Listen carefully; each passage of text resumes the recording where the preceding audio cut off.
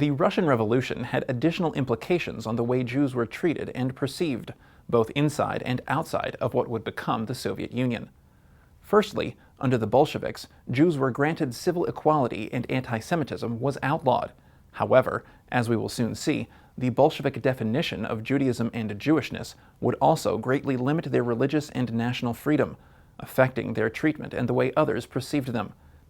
An additional outcome of the revolution and the events following it was the growing fusion of Jews and revolutionary movements, especially Bolshevism. As discussed in last week's lesson, this perception already began to appear in the late 19th century. Following the Russian Revolution and its aftermath, it became even more widespread. Let's turn to examine these developments further. The Bolshevik Revolution seemed to open up glorious new opportunities for some Jews, among many other peoples and classes, but it carried within it the seed of destruction for Jewish culture in areas of the former Russian Empire that fell under long-term communist control, because ultimately the communists defined Jewish identity in narrowly ethnic terms and were opposed to both traditional religious culture as well as to Hebrew and Zionist culture, and so only certain forms of Yiddish culture were initially cultivated and tolerated under Soviet rule, and eventually that too came to be extinguished in the 1950s. And even more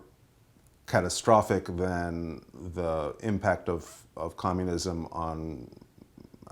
as the sort of pluralistic diversity of Jewish culture in the former Russian Empire was the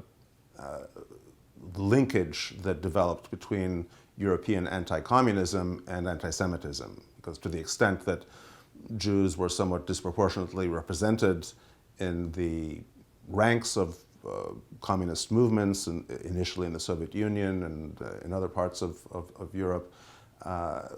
and to the extent that Jews more broadly were disproportionately represented among movements of the left, including social democratic movements, and insofar as Marx had been of Jewish heritage, even if he was an anti-Semite himself,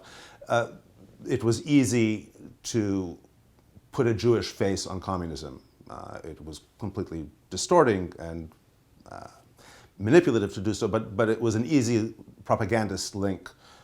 for anti-communists and anti-Semites to make and to find common ground on. The Nazis exploited this ruthlessly. The myth of the Żydokomuna, the Judeo-Communist conspiracy,